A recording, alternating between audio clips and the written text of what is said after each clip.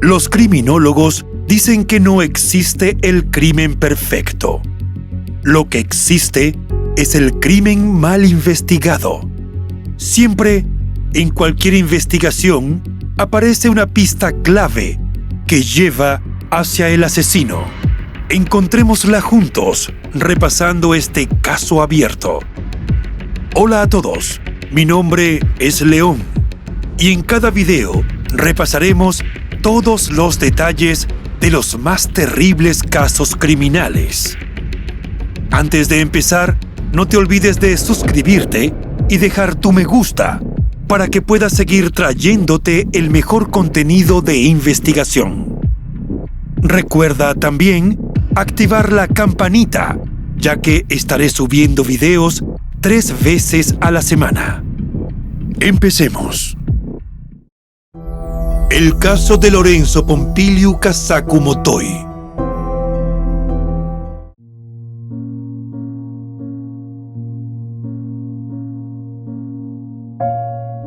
Lorenzo Pompilio Casacu Motoy nació el 30 de abril de 2000 en Toledo, España, en el seno de una familia amorosa.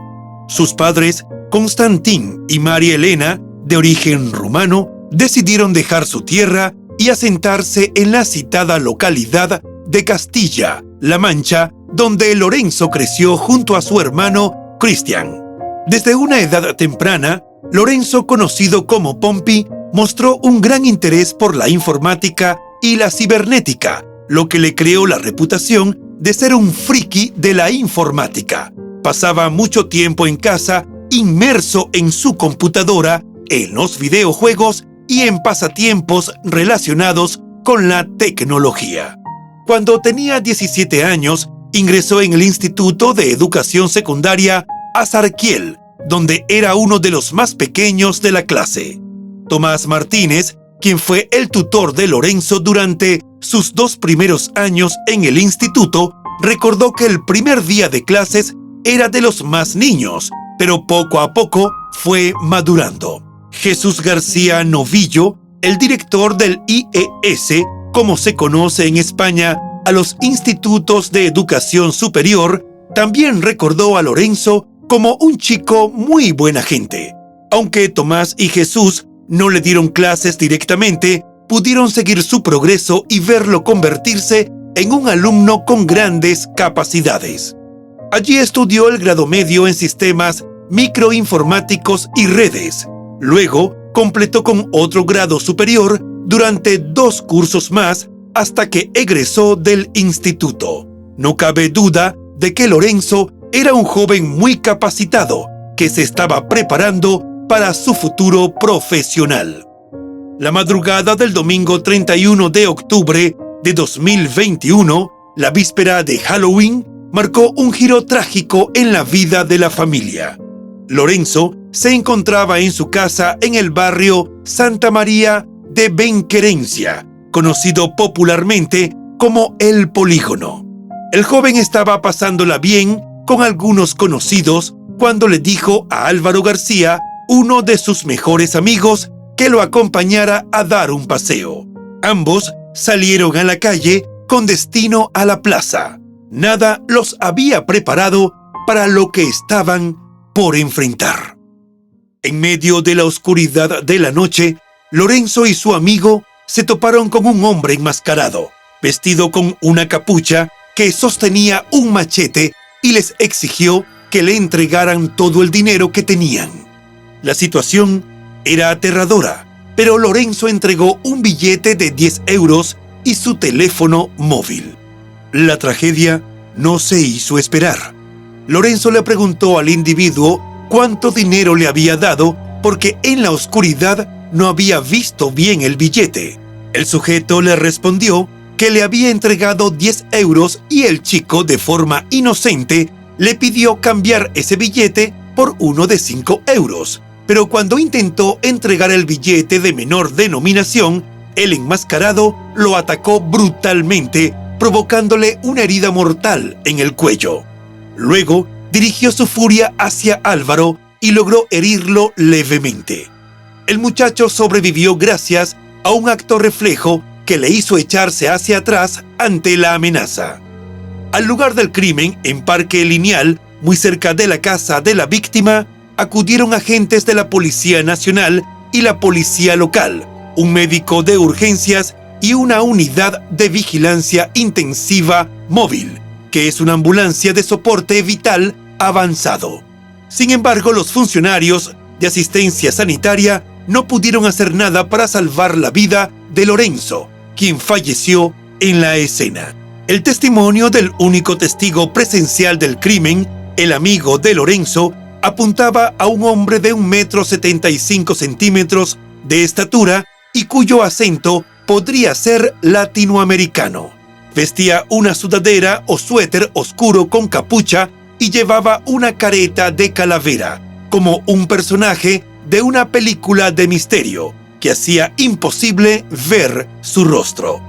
Esta información, que podía ser clave para la investigación, fue complementada con los aportes de otros testigos. Algunas horas después de los hechos, la Policía Nacional tomó declaración a un joven que aseguró haber cruzado con alguien cuyas características coincidían con la descripción que se tenía del presunto autor del delito. Ese contacto visual tuvo lugar a escasos 300 metros del lugar del crimen, en la zona de la calle Río Yedra. Este segundo testigo no estaba solo en ese momento, iba acompañado por al menos 3 amigos para quienes el comportamiento del sospechoso no era normal. Según la declaración que hizo este joven a la policía, entre las 2:20 y 2:30 horas de la madrugada, él se encontraba con unos amigos tomando unos tragos en la acera cuando vieron a una persona con el rostro cubierto que se asomaba entre la maleza y los observaba desde lejos. Llevaba puesta una máscara como la del protagonista de la película Viernes 13, que es una careta blanca con manchas rojas y agujeros, similar a las que usan los porteros de hockey sobre hielo. Lo describieron como alguien joven, con capucha negra, de complexión atlética y de aproximadamente 1,80 m de estatura. También dijo que vestía una chaqueta o sudadera oscura con capucha y que en la mano tenía un machete de grandes dimensiones que parecía usar con mucha habilidad. La actitud amenazante del sujeto fue en aumento y arrastraba el arma por el suelo y golpeaba los troncos de los árboles. Los funcionarios también hablaron con otros jóvenes de ese grupo. Uno de ellos señaló que parecía que el sospechoso iba a cazar. Dijo que lo había sorprendido su actitud, pues parecía imitar al personaje de Jason del que iba disfrazado. En su declaración, los chicos describieron al individuo como un psicópata y detallaron que avanzaba hacia ellos rápidamente y luego, de forma repentina, se detenía. Asimismo, afirmaron que el hombre no intercambió palabra con ellos en ningún momento, a pesar de que lo increparon para que desistiera de su actitud amenazante. Luego los chicos se fueron hacia la carretera y le pidieron al conductor de un vehículo que estaba pasando que los llevara. Entonces, el extraño sujeto disfrazado aprovechó para marcharse. La descripción que hicieron los chicos se ajustaba casi a la perfección a la ofrecida por el testigo presencial y sobreviviente de la fatal agresión, excepto por los detalles que aportaron con respecto a la máscara que ocultaba el rostro del atacante. La pérdida de Lorenzo dejó a su familia, amigos y a la comunidad en general en un estado de conmoción y profundo dolor. Su inocencia y generosidad fueron recordadas por todos los que lo conocieron. Los pobladores se unieron en busca de justicia y se organizaron manifestaciones para pedir respuestas. El viernes 5 de noviembre, pocos días después de los hechos, los residentes de la zona acompañaron a la familia de Lorenzo en una emotiva concentración. Pedían capturar al responsable y también entregaron hojas de papel impresas clamando por seguridad para el barrio. Según se dijo, el polígono tenía graves problemas de alumbrado, lo que facilitaba que cualquiera que quisiera cometer un delito se ocultara en la oscuridad. Pero a raíz de la tragedia todos se sentían más inseguros. En esa concentración, los padres de Lorenzo no buscaron protagonismo. Resultaba evidente que ambos estaban destrozados. Su padre, un septuagenario, rogó por los hijos de otros para que ninguna familia sufriera el enorme dolor que ellos estaban sintiendo. También pidió más luz para el Parque Lineal, donde su hijo perdió la vida la madrugada del 31 de octubre. María Elena, la madre, ni siquiera podía articular palabra. Quedó sumergida en un mar de lágrimas desde aquella horrible madrugada en la que su hijo no volvió a casa. Los presentes gritaban pidiendo justicia y expresaban su dolor y enojo por la muerte del joven. Y es que Lorenzo era apreciado por todos porque era una buena persona. En ese concurrido acto estuvieron presentes políticos de diferentes organizaciones quienes se solidarizaron con el dolor de la familia muy apreciada por todos en el lugar, y también le dieron su apoyo a Álvaro, quien se salvó milagrosamente, pero vivía con miedo después de aquel trágico domingo. También comprendieron la incertidumbre y el temor de los miembros de la comunidad por el hecho de que un criminal estuviera suelto en la zona. Incluso la alcaldesa de la ciudad, Milagros Tolón, participó en la concentración en apoyo a los padres de Lorenzo, un joven bueno que jamás había sido detenido ni tenía antecedentes. Los padres y el hermano de Lorenzo se vieron rodeados de manifestaciones de apoyo y solidaridad. Todos expresaban dolor y hablaban entre lágrimas. La aflicción era lo que imperaba en el lugar. El hermano de Lorenzo se atrevió a hablar en la concentración y agradeció el apoyo. Manifestó que el dolor era muy grande y que estaban pasando por unos momentos muy difíciles. Anunció que él y sus padres se retirarían porque estaban abrumados y antes de irse pidió un aplauso en memoria de su hermano. Con el paso de los días, se dio a conocer que la policía estaba investigando a al menos 2 sospechosos. El primero de ellos era un habitante de la zona del Parque Lineal donde ocurrió el crimen. Pocas horas después del ataque fatal contra Lorenzo, detectives de la Brigada Provincial de la Policía Judicial de Toledo trataban de encontrar pruebas contra ese hombre cuya identidad no fue revelada. Las autoridades centraron su atención en ese vecino, a quien identificaron como persona de interés, porque alguien que vivía en su mismo edificio dijo que lo había visto en su auto con una máscara de miedo tipo Halloween, horas antes de los hechos. Los investigadores practicaron un registro en su domicilio, la baulera de su departamento y su vehículo. Los agentes se llevaron una chaqueta de color oscuro de la residencia de ese hombre. Sin embargo, no fue detenido y posteriormente presentó una denuncia por falso testimonio contra el juzgado que instruía el caso. La policía también le solicitó a la jueza de la causa la intervención de 2 líneas telefónicas asociadas a otro hombre con antecedentes a quien se ubicaba en la zona el día del crimen. La magistrada autorizó la intervención, grabación y escucha de sus teléfonos. Pero un mes después, los propios investigadores pidieron al juzgado terminar con las escuchas. En una de las líneas telefónicas no se había registrado movimiento, mientras que en la otra las llamadas resultaron irrelevantes y no tenían interés alguno para la investigación. De eso dejó constancia la jueza Laura Mangado en el último auto dictado fechado el 13 de diciembre de 2021, en el que se acordó el cese de dichas intervenciones. Por ese entonces, la ciudadanía estaba ansiosa de colaborar y trataba de ofrecer datos a los investigadores. Sin embargo, Ignacio Castillo, el abogado de la familia de Lorenzo, hizo un llamado para que la comunidad dejara trabajar a la policía. El letrado señaló que había una ola de rumores circulando en Toledo y en especial por el barrio El Polígono donde ocurrieron los hechos. A su juicio, tanto ruido alrededor del caso podía tener un efecto contrario a lo que se deseaba.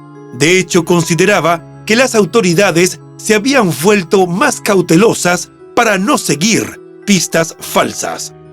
A pesar de los esfuerzos de la Policía Nacional y la Brigada Judicial de Toledo, el autor del crimen seguía prófugo.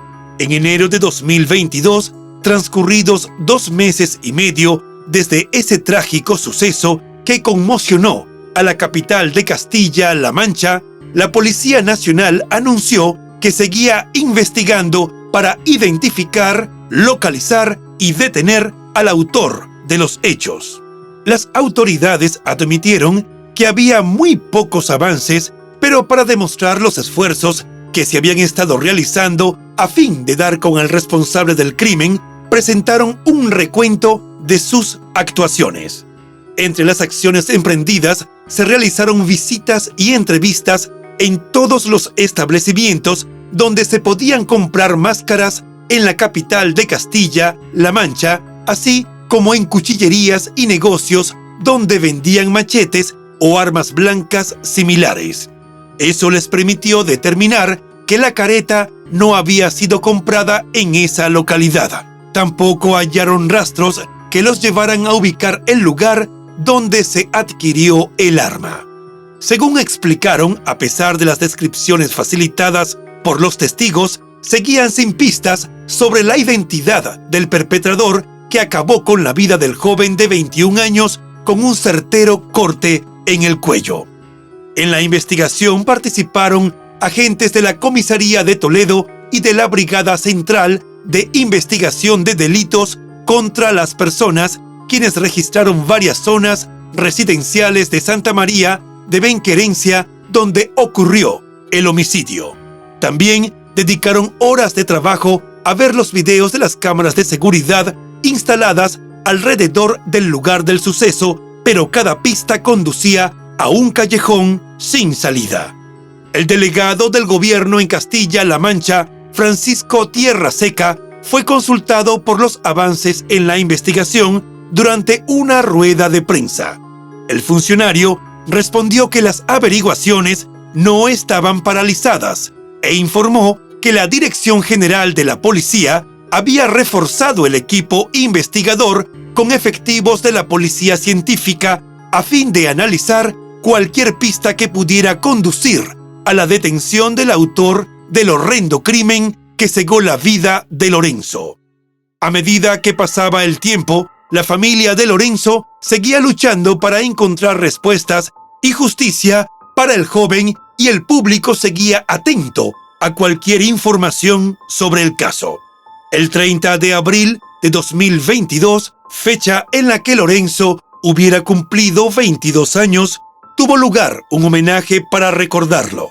Ese día, las preguntas sin respuesta que seguían atormentando a todos aquellos que conocieron y amaron al joven estudiante resonaron con más fuerza. El padre de Lorenzo manifestó a los medios de comunicación que habían pasado 6 meses y seguían sin saber quién era el responsable de la muerte de su hijo, ni las razones por las cuales le quitó la vida. Constantín recalcó que el Parque Lineal seguía sin contar con una buena iluminación, ya que funcionaba una farola sí y 3 no, y tampoco había luz en la carretera. Otros vecinos aprovecharon la oportunidad y pidieron más seguridad en la zona. El crimen que acabó con la prometedora vida de Lorenzo seguía pesando en la mente de los habitantes, quienes desde entonces evitaban salir de noche y estaban en un constante estado de alerta. Pero los esfuerzos de la policía parecían en vano, y cuando se cumplió el primer aniversario de la muerte de Lorenzo, seguía sin haber un culpable tras las rejas. Para esa fecha tuvo lugar otra manifestación convocada para reclamar justicia. Ese nuevo encuentro dejó claro que los familiares y amigos de Lorenzo no permitirán que su caso se olvide. Constantin afirmó que tenía más de 70 años y no sabía si llegaría a saber quién le quitó la vida a su hijo, pues parecía que el autor del crimen se había esfumado. Según una reseña del diario La Tribuna de Toledo, para el afligido padre, el responsable vivía en el mismo barrio porque sabía perfectamente dónde estaban las cámaras de seguridad del lugar. Los asistentes a la concentración sostuvieron carteles con una fotografía de la víctima y la frase «Asesinado por 10 euros», en alusión al billete que Lorenzo entregó al agresor cuando le exigió dinero justo antes de propinarle un corte mortal en el cuello en el Parque Lineal. En esa ocasión, también había mensajes en los que afirmaba que, aunque era imposible no estar triste por la ausencia de Lorenzo, recordarlo también inspiraba sonrisas. Para este momento, se dio a conocer que la Policía Nacional, los agentes de la Comisaría de Toledo y de la Unidad Central de Delincuencia Especializada y Violenta, conocida como UDEV, continuaban haciendo gestiones centradas en un nuevo sospechoso. Sin embargo, no se dieron mayores detalles al respecto. Los pocos testigos del crimen y las diferencias que hubo en sus declaraciones, además del hecho de que no se recuperara el arma homicida, obstaculizaron la labor policial. Francisco, el delegado del gobierno en Castilla-La Mancha, insistió en afirmar, tal como lo hizo meses antes, que la investigación para esclarecer el asesinato de Lorenzo seguía abierta, pero no tenía nuevos datos para hacer públicos. La historia de Lorenzo Pompiliu Casacu Motoy es una dolorosa muestra de cómo un acto de violencia sin sentido puede afectar profundamente a una familia y a toda una comunidad. A medida que se acerca el segundo aniversario de su trágica muerte, su memoria sigue viva en los corazones de aquellos que lo conocieron y amaron. Una placa con su nombre fue colocada en el parque donde le arrebataron los sueños. Mientras tanto, su familia pide justicia, no venganza. Solo quieren saber por qué un joven con toda la vida por delante, incapaz de dañar a otros y querido por aquellos que lo conocieron, les había sido arrebatado de una forma tan cobarde. En marzo de 2023, la Policía Nacional Española pidió la colaboración ciudadana a través de su cuenta en una conocida red social para localizar una máscara y un machete.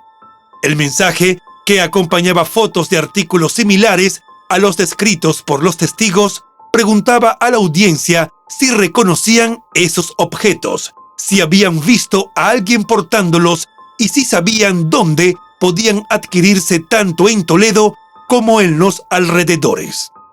Cuando culminamos este video, faltando días para el segundo aniversario de la tragedia que conmocionó a los habitantes de Toledo, el responsable seguía en las calles. Nos despedimos con una pregunta que María Elena, la madre de Lorenzo, hizo en una de las concentraciones realizadas para pedir justicia. Una pregunta que trasciende al lugar y al momento en que fue planteada. ¿Hacia dónde camina la humanidad con tanta violencia?